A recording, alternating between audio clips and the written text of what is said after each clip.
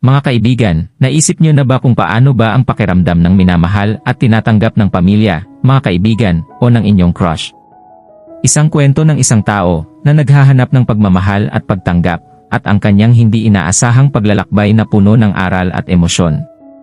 Huwag kayong aalis dahil ang kwentong ito ay siguradong magpapangiti, magpapatibok ng puso, at magbibigay inspirasyon sa ating lahat.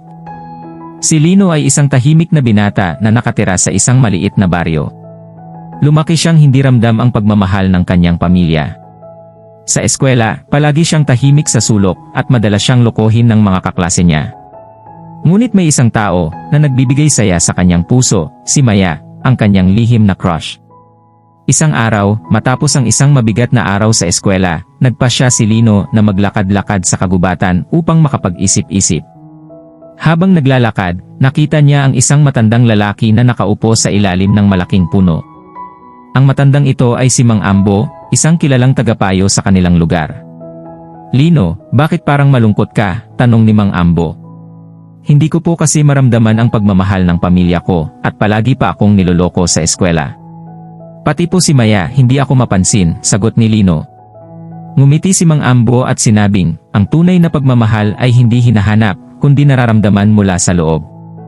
Inalok ni Mang Ambo si Lino na sumama sa kanya sa isang paglalakbay. "Pumunta tayo sa tuktok ng bundok ng Pag-asa. Doon mo matatagpuan ang sagot," sabi ni Mang Ambo. Sumang-ayon si Lino at nagsimula ang kanilang paglalakbay. Sa daan, marami silang nakasalubong na tao na nagbahagi ng kanilang mga kwento ng pagmamahal at pagtanggap.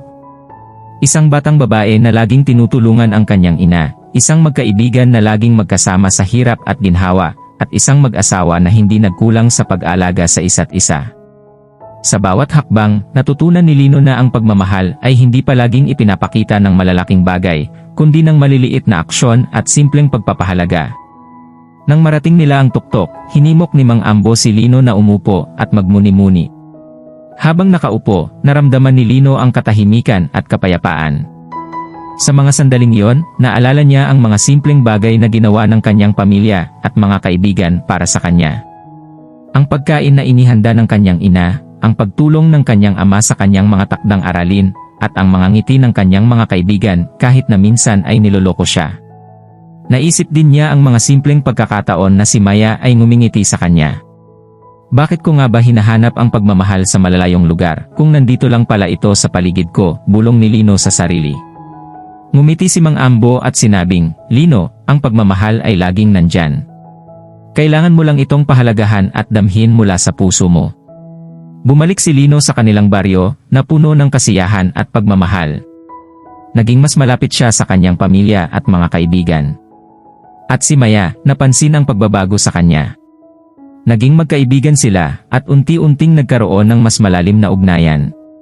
Kaya mga kaibigan, tandaan natin na ang tunay na pagmamahal ay hindi hinahanap sa malayong lugar. Nasa paligid lang natin ito, kailangan lang nating pahalagahan at damhin. Kung nagustuhan niyo ang kwentong ito, huwag kalimutang i-like at mag-subscribe para sa mas marami pang kwentong magbibigay inspirasyon at saya.